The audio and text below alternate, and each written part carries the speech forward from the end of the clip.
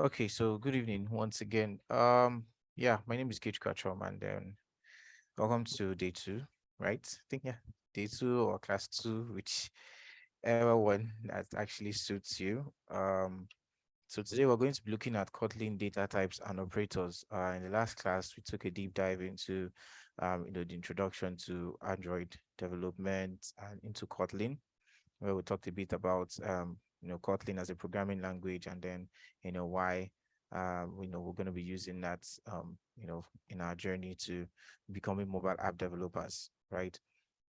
So yeah, we started out and we also talked about variables, right, in the last class, what variables are, how you can create a variable, how you can declare a variable, how you can initialize a variable, right? Of course, I will actually just touch it again. I'll touch that again, right? Not in depth, just more like a reminder, right? And then we'll get into what we actually have for today. So today we're going to be looking at Kotlin data types and operators. Yes, Kotlin data types and operators. And yeah, so basically what are we going to cover? Yeah, we're going to be covering data types, right? We're going to be covering data types. We're also going to be covering operators. We're also going to be covering strings. We'll take a look at strings. And then, of course, we'll talk about Booleans, right? Of course, Boolean actually is a data type. Strings is also a data type, but we're just going to really take a bit of a deep dive into them and talk more about them, right? And then we'll just move on from there. Okay, so let's go straight. Of course, this is not a slide class, right? We're going to actually just do everything hands-on, right? So let me switch to our Kotlin playground, right? Yeah, let me switch to our Kotlin playground.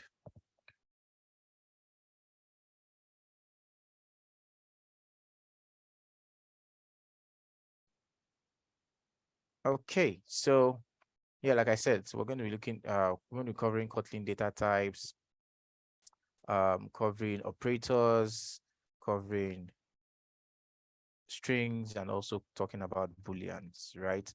Okay, so let's start, right? I already introduced us to data types in the last class, the various types of data types that we have, right? But today we'll just see if we can play around with a few things, right? But before we start, let me just take a step back and just say a few things that we probably missed out. So first things first is the Kotlin outputs. I'm just going to talk about this. It's actually very simple stuff. Now, I know you must have seen me do something like this in the last class, and I explained it, right? I talked about it. This is what we call the print line function. That's print ln, right? And I explained this in the last class. So basically what this function is used for is that it's used to output values, basically to print a value, right, to the user, right? That's basically what this function actually does. So whenever we write some piece of code and then we want to print out the result or print out something, right, to the console, to the screen for the user to see, this is the function we use. So we have the print ln, and then we have these parentheses, right? Well, you call it brackets, but it's actually called parentheses. So inside of the parentheses, we now put in what we want, right? So I could, for example, say, hello, KodeCampers, right? And then click run.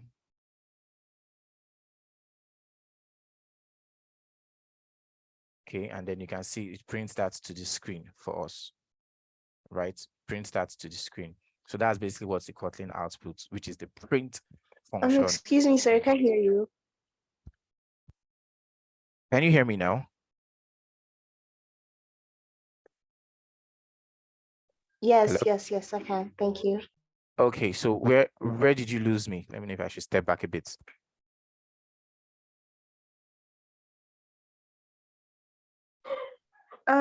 When you were talking about the Prince Ellen, a little after the Hello Code Campers. Oh, okay. So basically what I was saying is the print ln function basically just prints an output to the what user, right? When you write a piece of code, of course you expect a result, right? So that's what the println does. So that's basically what you just missed. So for example, I wanted to print this string. Remember we talked about strings, but of course we'll still go at it again. I just wanted to print hello code campus, right? So I do that and then I click on run, and then it actually prints that for me. I could also just extend this, just add a bit of an exclamation mark there, and then of course it gives me that as a result. So I just need to put that out there, right? So that's just about the print function, right? I think I remember showing us about the difference between the print ln and the print. Okay, so let me just do this. Right, so I remember showing us the difference between, we have this, which is the print statement. So this just would actually print hello code campus. How are you today?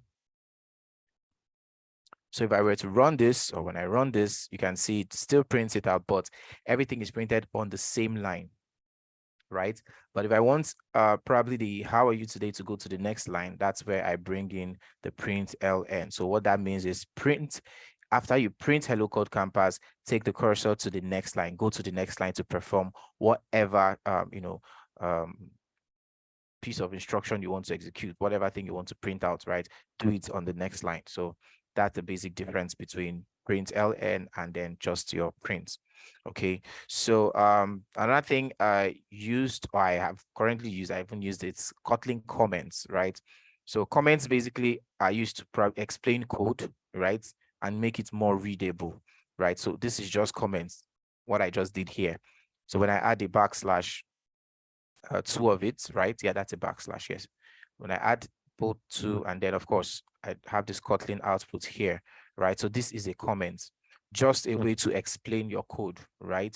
The program does not execute this as, it doesn't see this as an instruction to be executed, right? It doesn't see this as an instruction to be what executed, right? So that's basically that's basically just comments, right? So but this is actually called the single line comments. We also have the multi-line comments, right?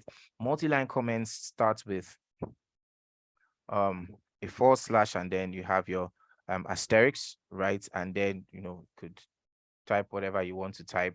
So you could see immediately I started this, every other thing turned green. If I close it at this point, you close it with your asterisk first, and then the whole of this becomes green, meaning that it's now a comment. But I don't want to end this here. I probably want to just cut this and end it here, right? So you can see this is back to my, so this is also multi-line comments. Probably when you have a lot of lines you want to comment out, you can actually make use of the multi-line comments. Okay, I think that's that. So then also just a brief recap, we talked about variables, right? And then we talked about the two kinds of variables, the var and the val, of which we said var is modified. You can modify it, right? You can change the value after you create it. But the val, which is val, you can't actually modify it. It's immutable. So when you create that container and say that, look, I want to store this inside, you cannot add anything, you cannot remove anything from it, right? So that's just a recap, right? So let's go straight into the data types. So I'm going to the data types, right? So let me use a comment, right, to do this.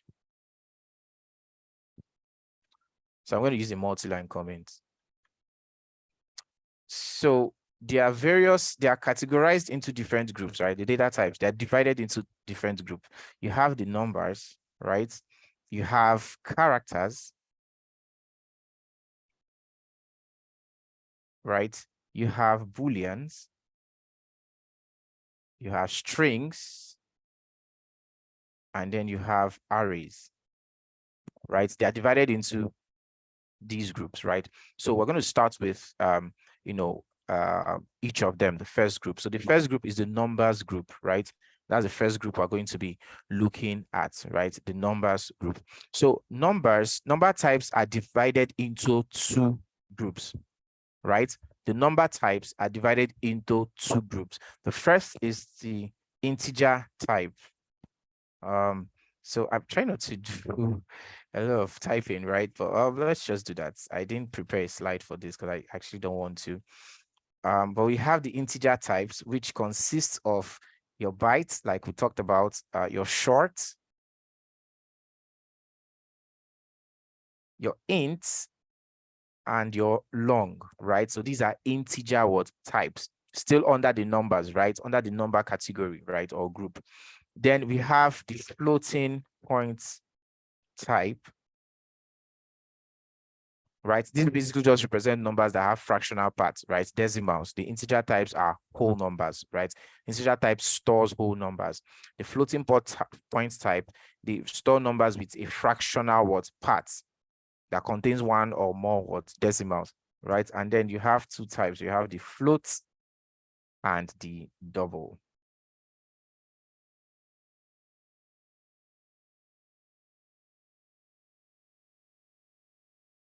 Float and the double, right? Okay, so let's actually just do this, right? So to just test this out, well, not really, we'll just let's just say I create a variable called my number, right? And I want to store let's say 100, and then I want to print that my number, right? So I'm just going to do, let's just do print ln, and that, what do I want to print to the screen? I want to print my number. So what would this do? It will print the content of what this what variable called my num, right? And the content is what 100. So when I run this, I should actually see what 100. Yes, as you can see there, I can see what 100, right? So so of this is actually this actually is a byte, right? If I want it to be, let's say for a short, right? Now bytes can actually store whole numbers from -128 to 127. I think I did that in the last class, right? So you can actually use it to store it can be used instead of your int data type, right? And basically just to save memory when you're sure that the value is going to be between -128 and 127, right? You can just use a byte to save memory, because remember, when you create a variable, you are creating a space in memory to store that variable, right? So it's just think of it as buying a land. Let's say you have 10 plots of land. When you create a variable, and let's say the variable is to store 2 plots, right? The capacity of that variable, right? Let's say it's an int or whatever that can store 2 plots. What you've basically done is that you've cut out 2 plots of land from the 10. Whether you're using it, so imagine cutting out 2 plots of land, right? And the only thing you're doing there is just to plant 1 pear tree, right? That's just an abuse, right? Okay. So it's too much of space just to yes. Yeah, go ahead. Do you have a question?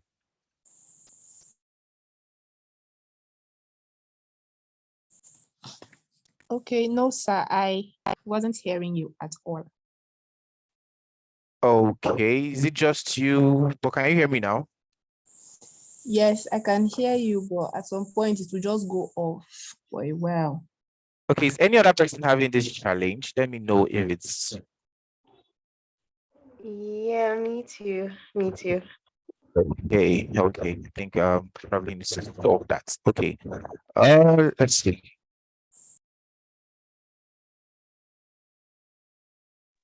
Okay, confirm if it's better now. Yeah, I can hear you now. Yeah, I can hear you clearly. Can hear you too. Okay. So so as I was saying, right, when you create a variable, you're creating a space in memory, right? So I was using the illustration of you having a 10 plots of land, and then you create a space, right? 2 plots of land, and the only thing you're putting there is, you just plant a pear tree or a mango tree, right? So that's more like an excessive use of, that's an abuse, right? That's actually an abuse. So it's preferable you just take out just enough space for that particular purpose, for the purpose of planting whatever, rather than a whole 2 plots of land. So that's why whenever you're creating a variable, right, if you're sure that your variable is not going to, exceed a particular amount, then you can use a data type that can actually just hold that, right? So that's why we have a lot of these data types.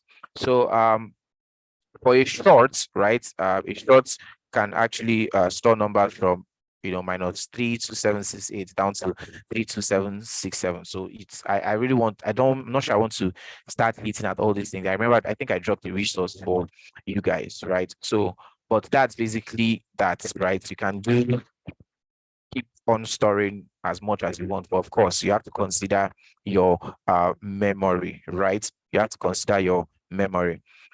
So let's switch to Boolean, right? I'm going to skip to Boolean before, but let's skip to Boolean. So Boolean basically is just a data type that can take only 2 values, true or false, right? We'll appreciate these data types more when we get into operators. So it takes values, just 2 values. It's either it is true or it is false. It's either of those two. It cannot be anything else. So I could just say, let me just take this out. I could say val have eaten. I think I remember we talked about how you could name a variable when it's it's of Boolean, this is a data type. So, and then I'm just going to say true. But actually, Kotlin, like I said, it has type inference, so it's smart enough, even if you do not explicitly state the data type. So, so if I print have eaten, so what would that give us? That would actually give us what's true. So it's actually a data type that takes 2 values, true or what false. Okay. And then we have characters. So the character data type is used to store a single character, right? It's used to store a single what character. Now, the single character there is, let's say var name. I'm just going to be interchanging between var and val, right? I hope you know the meaning, right? And then want to store. So if you want to store a character, we use a single quote, and then we store, let's say, n, right? This is how you actually will store a character. So a character, you use a single word quote, right? Use a single quote. But for strings we use a double quote.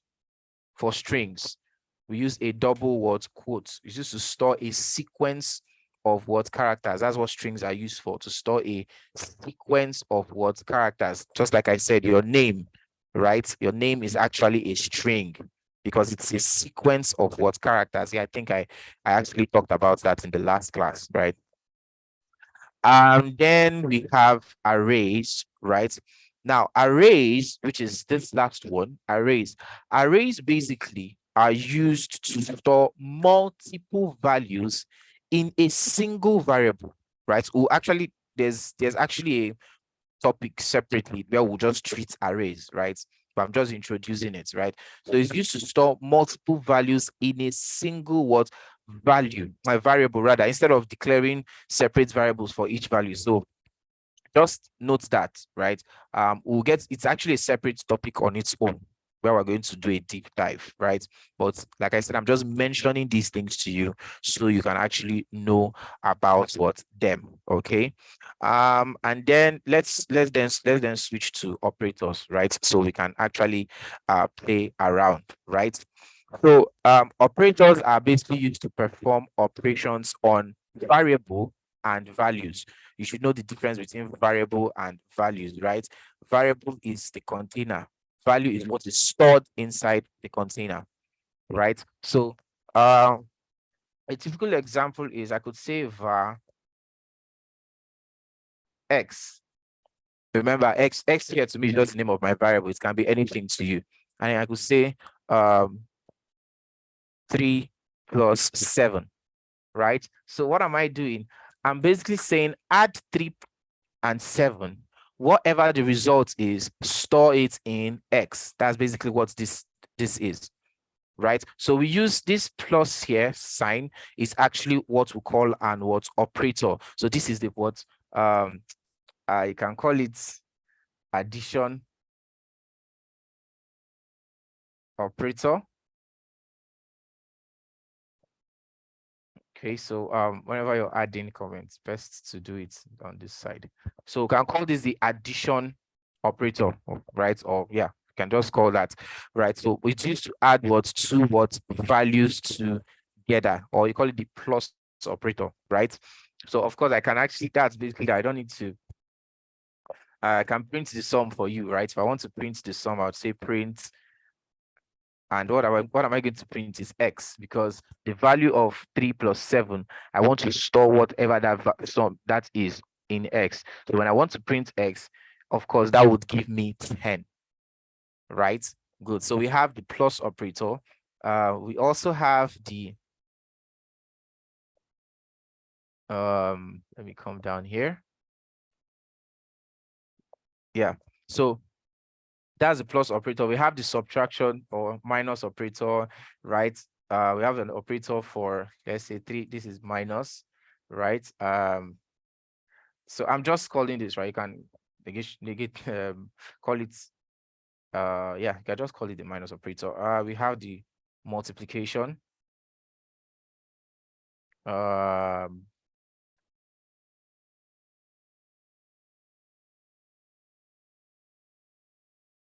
Yeah, multiplication, right? We also have the division operator. You can just call it division, right? We have the modulo, right? For some persons who, where's my modulo? Yeah, the modulo or modulus, let's go modulus, right? Modulus operator. We have the increment operator, right? And decrement operator. So I'm going, these ones are different, right? So I'll explain them. Let me just list them out and then I'll explain them.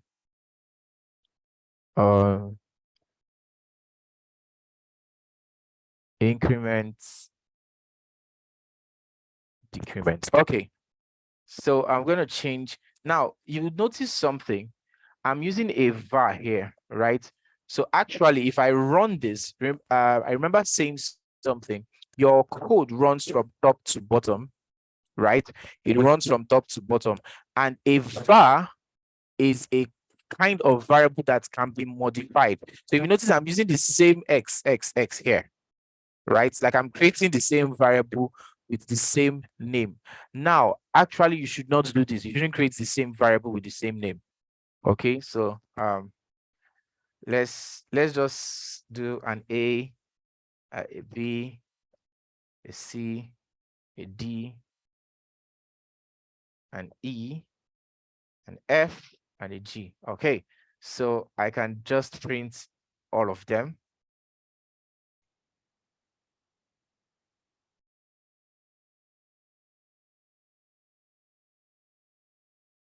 Okay, so a B, C, D, E, F, and then G. Okay, so these are the basic arithmetic operators. They are arithmetic word operators because they are used to perform common mathematical operations, right? So we have the addition, subtraction, which is minus, multiplication, division, the modulus, right? If you know modulus, it gives you the, when you divide a number, it gives you the remainder, right? And then we have the increment operator. So what the increment operator does is that it increases the current value by 1, right? That's why we have plus plus. This is the same thing as saying 3 plus 1. That's just it. This is the same thing as saying 3 plus 1, right? But instead of 3 plus 1, you can always just say 3 plus plus, right? I want you to learn these things. And then the minus minus is a decrement operator. So it decreases the value by 1 also, right? It's also, so that thing you're seeing is also the same thing as saying 3 minus 1, right? It's the same thing as saying 3 minus 1. Okay, so if I when I run this, let's see the values. Okay, so we have an error here. So it says it's expecting a variable. So let's solve that. So we have a var e and then f. Okay, so let's do something. Instead of, I can actually just say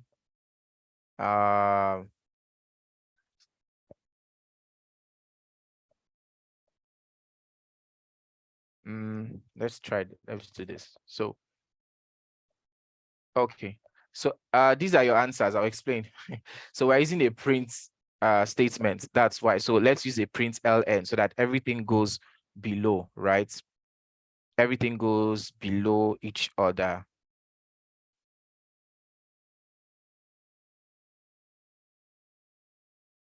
Print ln. Okay, so let's see. Okay, so we have the first one. When we printed a, the variable a, what is a? A is 3 plus 7, and 3 plus 7 is 10. B is 3 minus 7, which is minus 4. C is 3 times 7, which is 21. Of course, 3 divided by 7, right, is actually 0. So it's not 0 per se, right? It is 0 point something, but of course the division operator will just give you the integer, right? It will give you the integer, it won't give you the decimals, right? Because it's an integer division, right? And then of course the e, when we print e is 3 modulo 7, right? 3 divided by 7, that's actually 0 remainder, right? You just do your remainder. And then of course we have, so the increment operator, when we have this, so I think I need to confirm this. Sorry, need to print f. Okay, yeah, and then e. So when we print f, which is e plus plus, and then we'll print g, but we subtract e minus minus. So let me give you another instance so you're not confused, right? So assuming I have assuming I have this. We also have a few other things, right? For let me just let me give you something to that doesn't confuse you. So there are two ways we can do this. So I want to create another variable for this. So let's say I have, let me change this number so we can, with the values, you can see this. So let's say we have 10 divided by 2, 10 modulo 2, right? 10 modulo 2, right? And then let's print e. So I'm going to take out all this. I want to concentrate on this last 2 because it can be very confusing if you don't look into it. So 10 modulo 2 is basically, like I said, modulus actually gives you the remainder. So 10 divided by 2 is actually 5, right? There is no remainder, right? There's no remainder. So if I'm to do this and then run this, right? So 10 divided by 2 is 5, right? But the modulo it's what? 0. So that means e is 0. So here we are doing e plus 1. Remember the value of e is 0. So 0 plus 1 is actually what? 1, which is what we're seeing here. And then of course 10 modulo 2, which is 0. And we are doing e, which is 0 minus 1, which is minus 1. Then it gets stored here.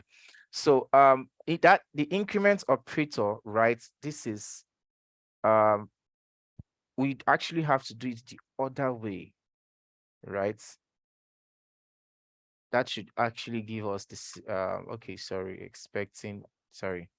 minus e, and then that should give us, yeah, yes. So that's actually how that is what's done. Okay, so let's move on to the assignment operators, right?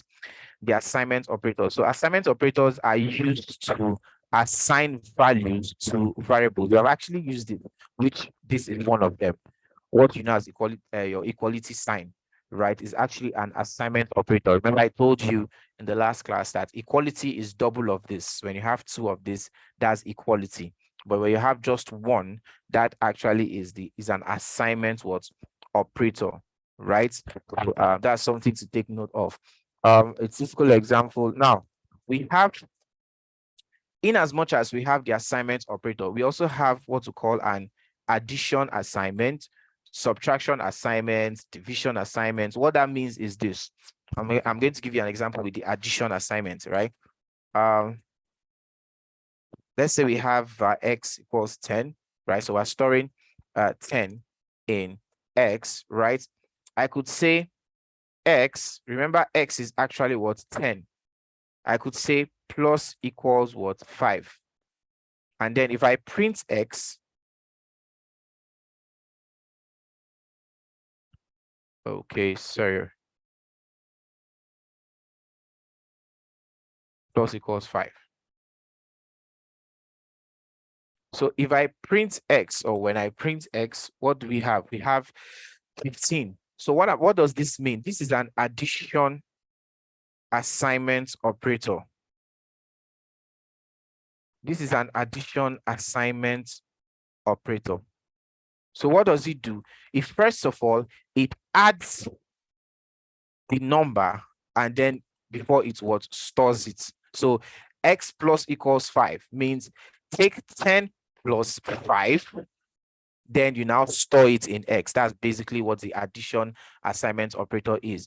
We have, if we can do for the negative assignment operator, which is x minus equals 5. So first of all, subtract, right, and then store it in what, x. So after subtracting, it then what stores the value, right? You can do that of division, right? So what are we saying? After you divide by 5, then store the result back in x, which is what that gives you the division assignment what operator. You can do that for multiplication, you can do that for modulo and the rest.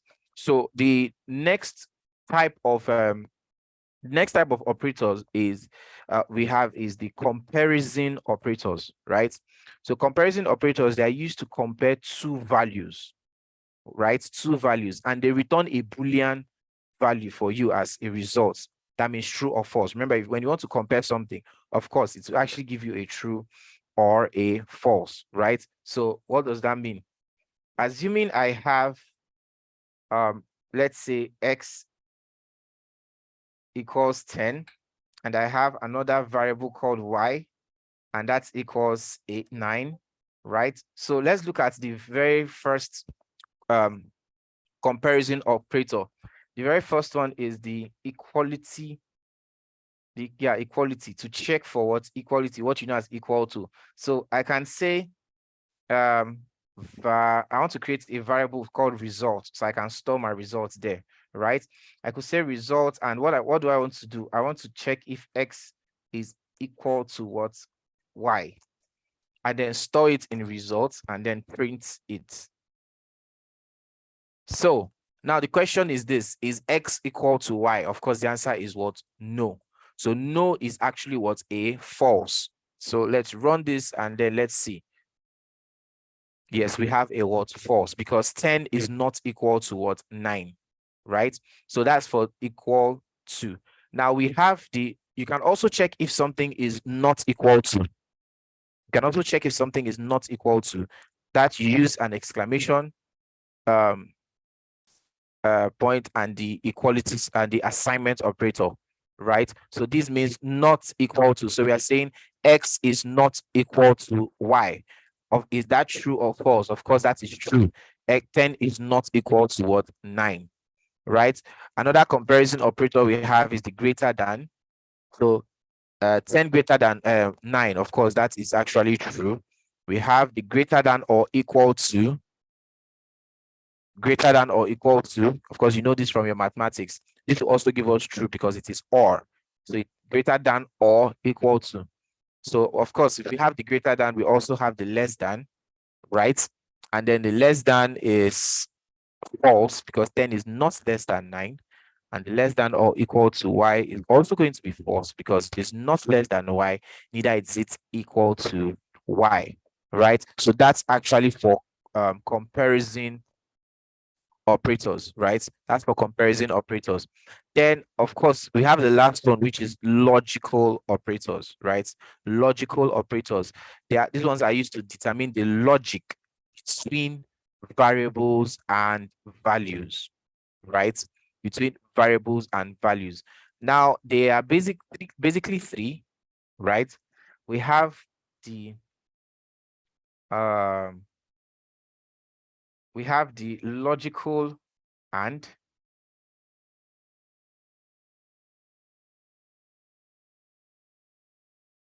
sorry about that. We have the logical and, we have the logical or, and then of course we have the logical not, right? The and, the or, and the not. So let's see how we can use them, right, to see how they behave. So the first one is logical and. So this returns true if both statements are true. So I like to use this example, right? If I send you on an errand and I tell you, get me meat pie and Coca-Cola, the drink, right? Not the drug. Okay. Meat pie and what? Coke. Now, I said, get me what? Meat pie and Coke. If you go and come back and get me meat pie, have I been satisfied? I need answers. Either on the chat or you can unmute. Have I been satisfied? No, you have not. No, because I said, get me Coke and meat pie. Right? So if you get me only one of them, I will be satisfied. But when you get both of them, I'm satisfied, right? Now, the or, if I say get me Coke or water. Now, if you get me Coke, have I been satisfied? Yes or no? Yes. Good, because it's an or. It means I'm giving you an option. Either of them actually works for me, right? And then, of course, the not there basically is just a negation. It's like a reverse. It's like opposite of something. That's what the logical not is. So if something is true, if you apply a logical not operator, it changes it to false, right? So I think I saw a hand. Prosper, your hand was raised. Did you have a question? No. I wanted to give an answer for the question. Oh, okay. That's fine. That's fine. Okay, so let's just check this out, right? Let's test this out. So let's say I create a variable, let's say x. And then okay, let's just create a variable called x. Now, I want to create a result variable. I want to store something there. So I want to say x is less than 5. And so for and, we use, this is the operator for and, right? And x is less than 1. Now, what will be the result? Somebody should tell me. Unmute. Somebody should unmute and tell me what will be the result of this if I'm to print the result. Now, of course, it will give you a Boolean, either true or false, right? So what will be the result of saying x is less than 5 and x is less than 1? Of course, we've already stored 3 in x. So that means, so what will be the result? False. False. Okay. Who said that false? Actually, I unmuted. Okay. Abasifreke, what's the result? False. Okay, false. Okay, so let's run that and see.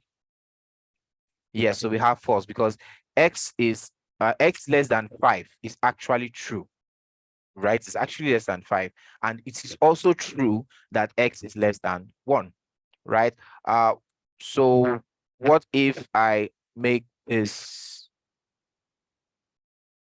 So sorry, x less than 5 is actually false, right? Yeah, it's true now. Yeah, but it's not less than 1. Yeah. Mix that up. Okay, so let's check for the logical or.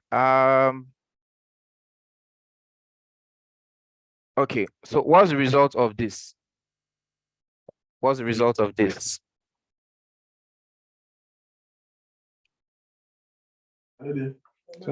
True. True, yes, because x less than 5 is actually true, and then x less than 9 is also what? True. Okay. Okay, so that's basically that. So let's, for the or, we use these straight arrows, two of it. I'm trying to remember what it's called. If you remember what it's called, okay, somebody has their hand raised. Adelinda, do you have a question? Yes, I have a question. In that Yes. x is less than 5. Sorry, is the value of x not 10? No. Okay, the value of x is 3. Okay, okay. Yes, yes. Okay. Yeah. Okay, so let's move on. Okay, so for the or, when we want to do an or, we use this. I'm trying to remember the name of this symbol, but let's call them straight arrows. If you remember, just tell me on the chat. Okay, so this for the logical or, right? So let's say x is 5, and then I'll say less than 5. Okay, so what's the result of this? If I were to print the result, what's the result of this? True. Anybody else?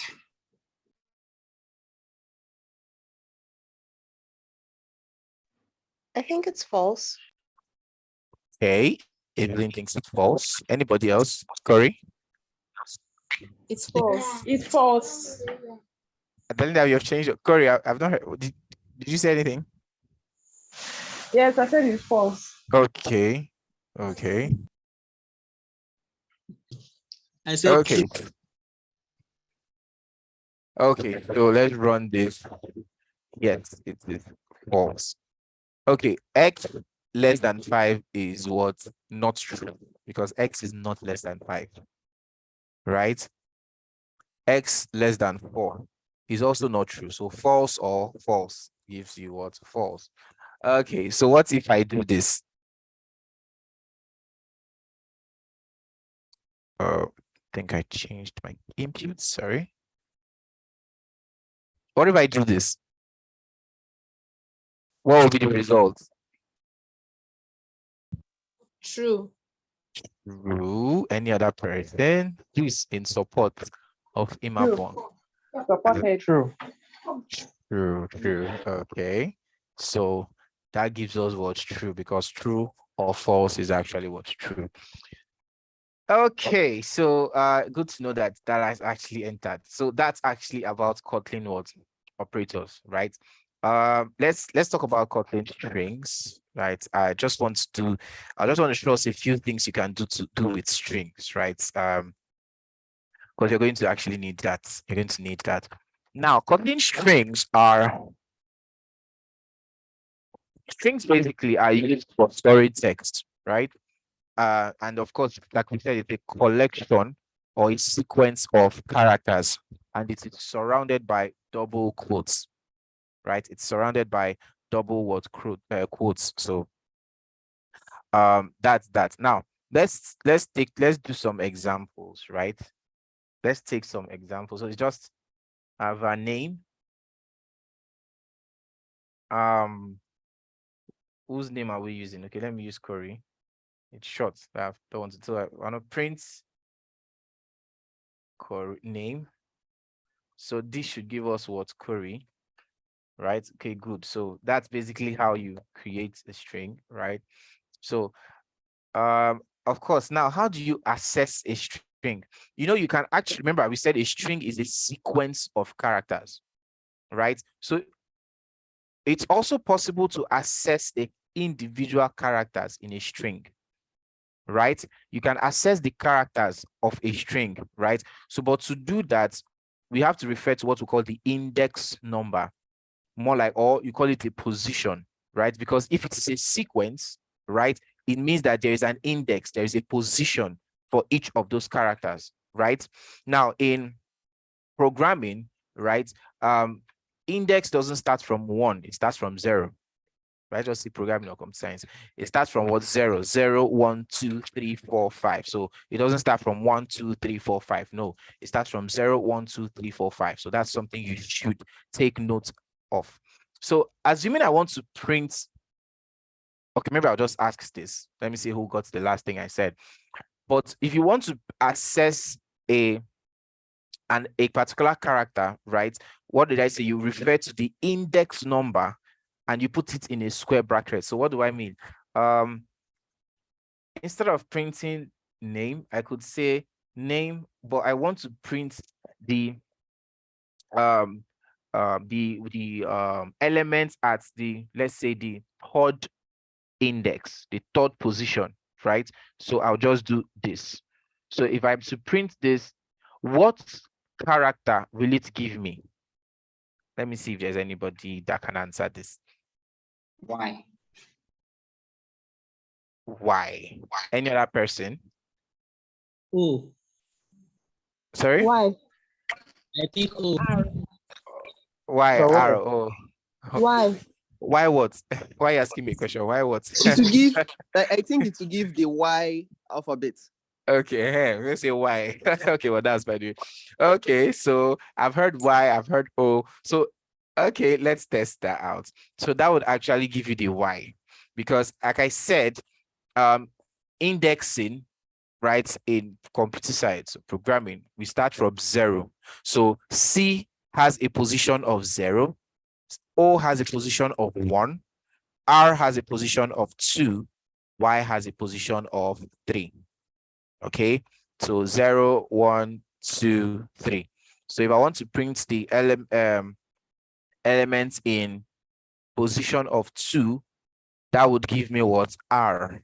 Okay, so that being said, let me now find trouble. Let me look for one long name. Okay, so what if I want to print letter F? What position would that be? 5. I Fine. guess. 5. 5. Okay, let's see. Okay, so what if I want to print position K? 0. Position K. Position K. K. Oh, I heard A. No, I said 8. That's 8. Okay, so good. That means you guys are following. So that's fine. That's fine. That's fine. Okay, so that's actually how you access an element in a string. Yes, go ahead. What if, like, when you were using Corey as an example, what if you use Corey as the print name, then the number, the index, you use a number that is not, like, maybe Corey is 4 letters, I'll be 5. So Don't worry, don't worry. See what you're saying. now, See what you're saying, Abby. yeah, something like this, yeah. Let's see the results now. Oh, You've seen it. So okay. to give you an error, string index out of what range? Because we do not have, this your 10 is out of range. We don't have any element that is, occupies this what index. So it's to give you an error. Okay. Yes. Thank you. You're welcome. Okay, so that's actually how you assess characters in a string. Now you can also check the length of a string, right? You can check the length of a string. Now you do that using a method. Of course, don't worry, we'll get to, when I talk about method, I'll use the word method and function interchangeably.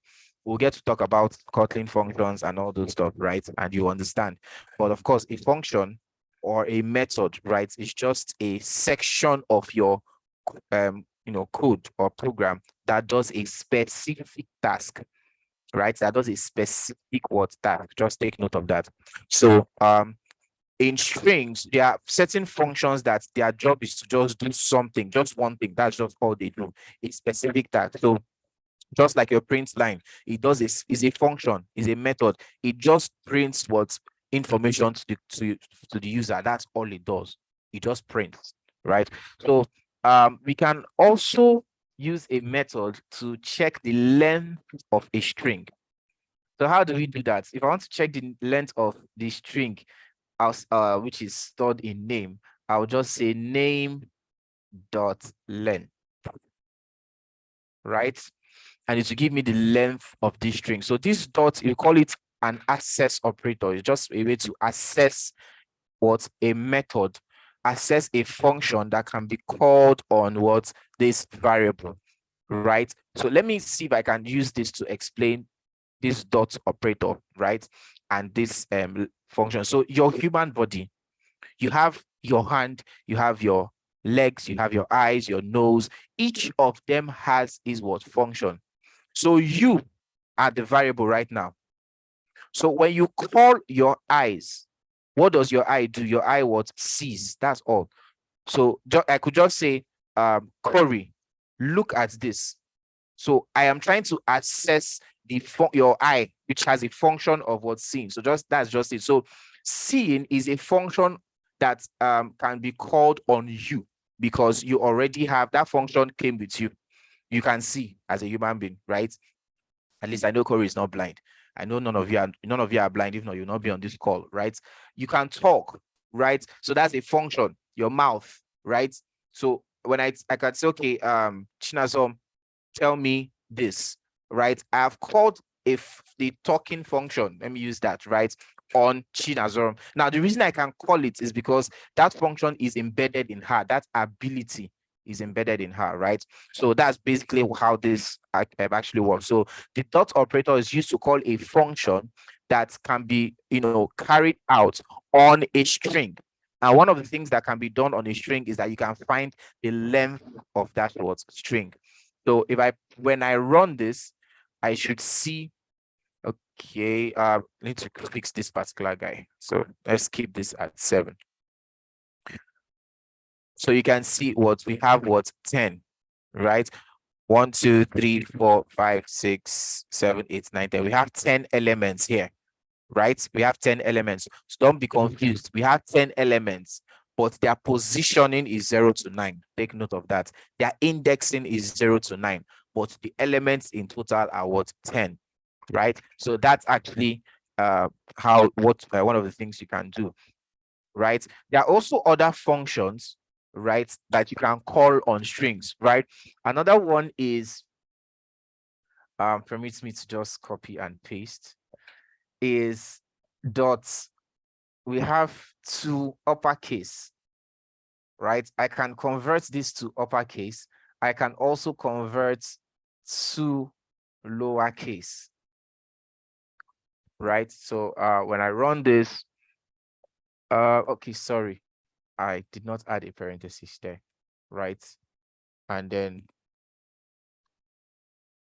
so you can see we have Abasifeke in all caps lock, right? All caps. And then we have in small caps, all lowercase, right? So those are functions that we can actually call. Now, another thing you can do is to compare 2 strings together, right?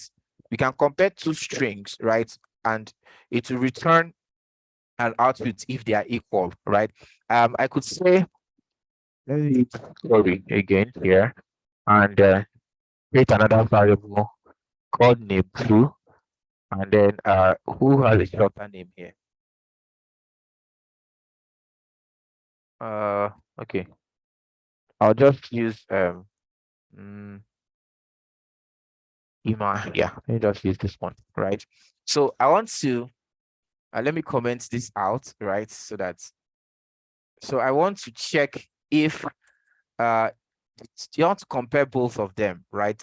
So I can just say print ln name dot compare to, so compare Corey to, and then I'll open the parentheses, right? And then pass in name2. Don't worry, you will really look at functions because all these are functions, right?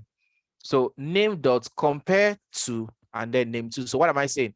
Compare name2 to what? Name. So when I run this, right, it will give me giving me a -6. So if it actually returns 0 if they are equal, right? Just note that it returns 0 if they are equal. So if this is Corey, it will give us 0. That means they are equal, right? So that's just the compare to function. Of course, you can also find a string in a string, right? You can find a string in a string. So assuming I say Corey is a student, Now I can just gonna comment this out. I can say print line, because I want to just carry this out. So I want to compare, I want to find a string in a string. So I'll say name dot, I want to call a function, something that I can have act on that. So there's this function called index of, right? I'll open this in a parenthesis, and then I'll put in the word, the string that I want to find. So probably I want to find, let's say I want to find is, right? Let's say I want to find what is. So what this does is that this function, this index of, right, it will return the index, which is the position of the first occurrence of a specified word text in the strings. And interestingly, it also counts white space, just like, you have white space, your space bar. It actually counts that, right? It actually what counts that. So, okay, so when I run this, right, it gives us 5, right? It gives us what, 5. So like I said, it gives the position of the first occurrence of a specified word text, right? So this is 0, 1, 2, 0, 1, 2, 3, 4.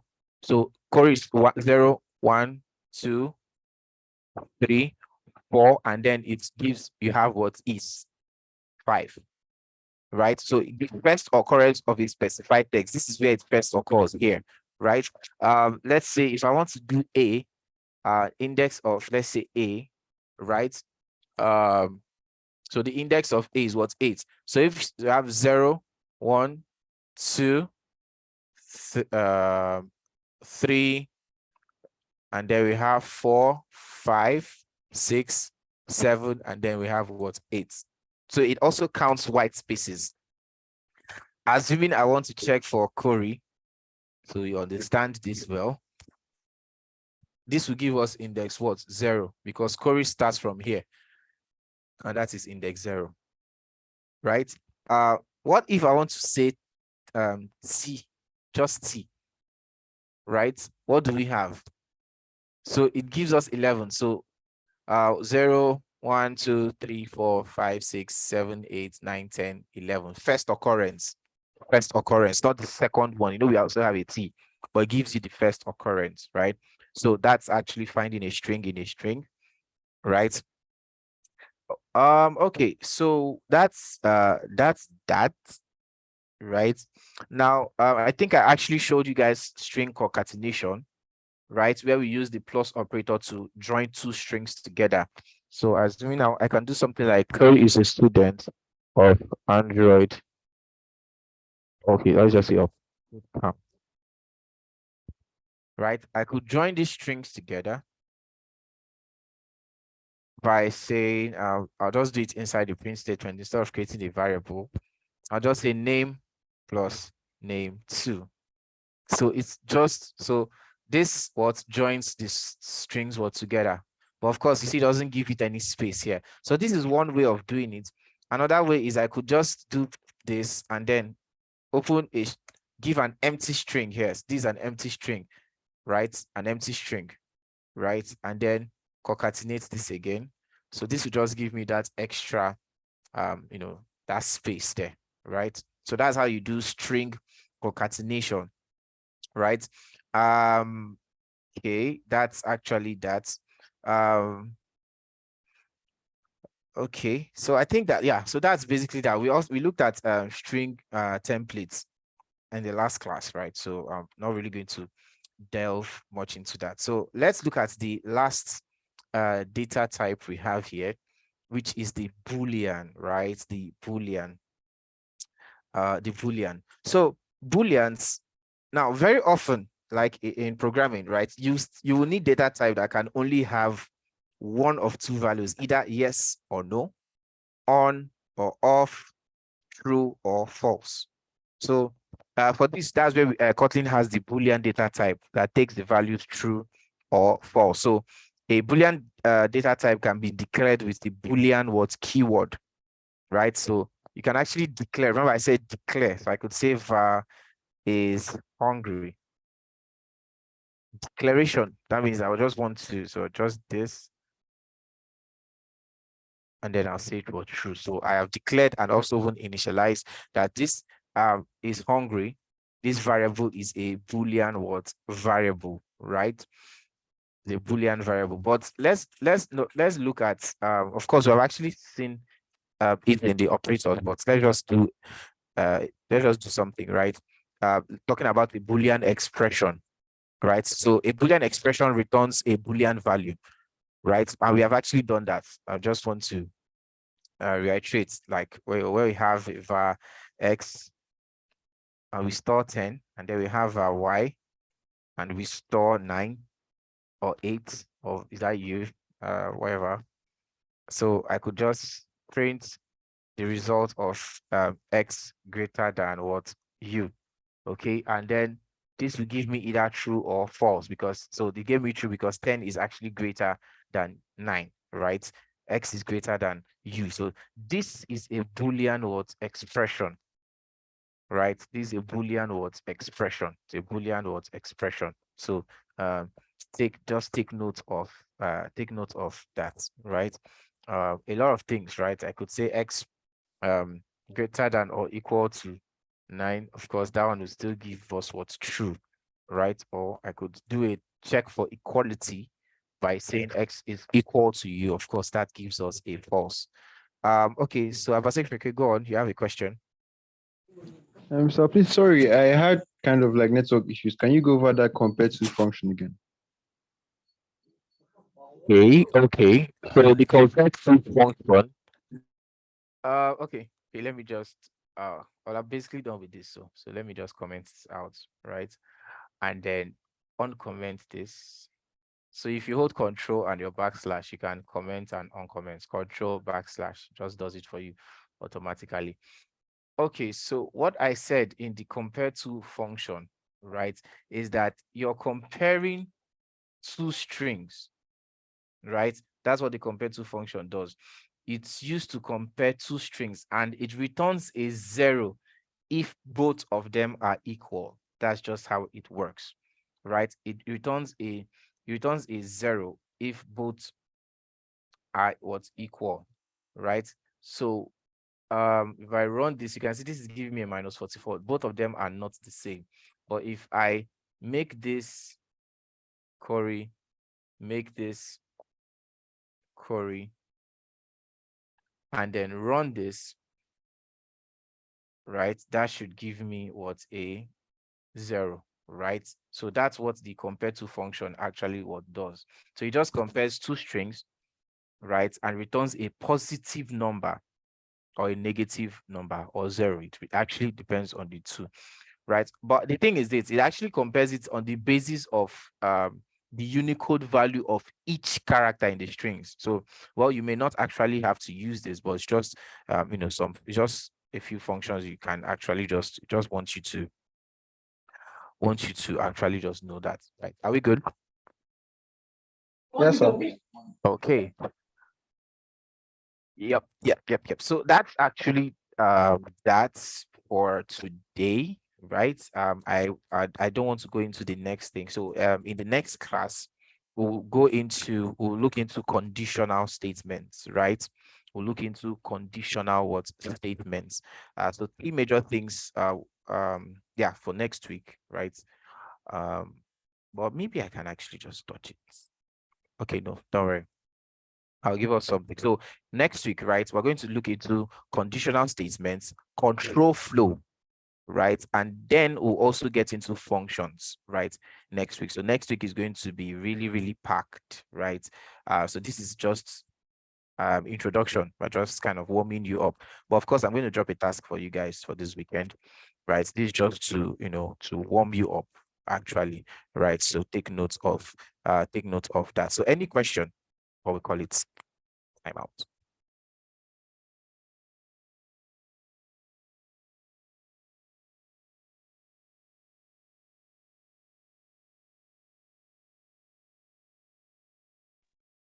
Yeah, I have a question. Yes, go ahead.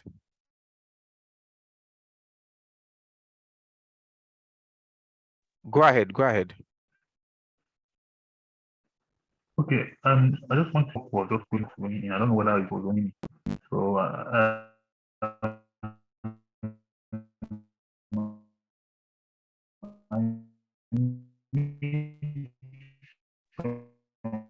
Can anybody hear him? Is it from point, me? when you talked about immigration, then what again? Sorry, can you Hear me please now. yes, take that again, please.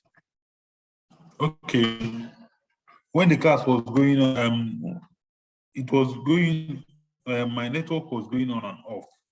So I missed some points. Some key points when you mentioned about not operator. So I couldn't get the sign for not operator. What again did I miss? And when we talked about, I think that's basically the major thing I missed. Okay, The sign okay, for not operator. I okay. didn't get Well, the no, it's fine. sign. It's And fine. when I came back, it has gone out. Okay. So it's fine. So like I said, the not operator is basically a negation, right? Basically a negation. So let me say I've eaten or have eaten, and I say it's true, right? Now, of course, if I print this, it will tell me true. So I can decide to print not have eaten. So this is a not operator, right? And this will give you the opposite of true, which is what? False, right? That's basically that. If I take this out, of course, this will give me true, right? But the not operator gives you the opposite, right? It's like a negation, right? Of whatever you have. So that's basically the not operator. And that's the symbol for not operator. Is that fine?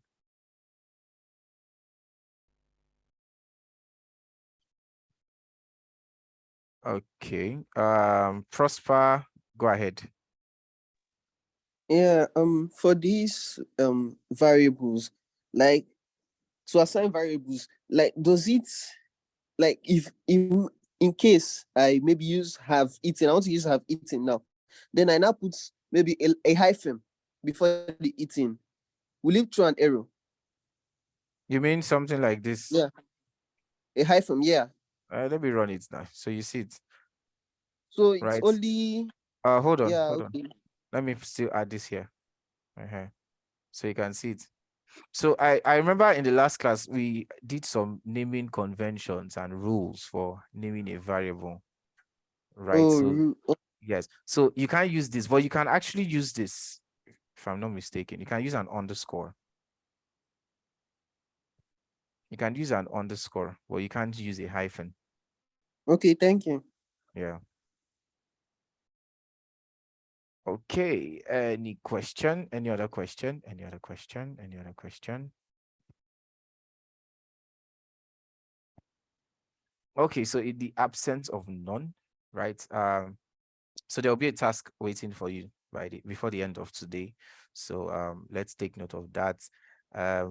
Let's also try as much as possible to come to join classes on time.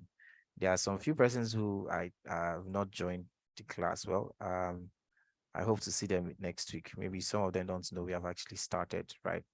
But that's actually okay. So thank you guys for joining. I'll be dropping your task on or before the end of today. I should be dropping your task, right? And for you to actually practice and get your hands dirty. So thank you very much for your time, and do have a wonderful and amazing weekend. See you in the next class.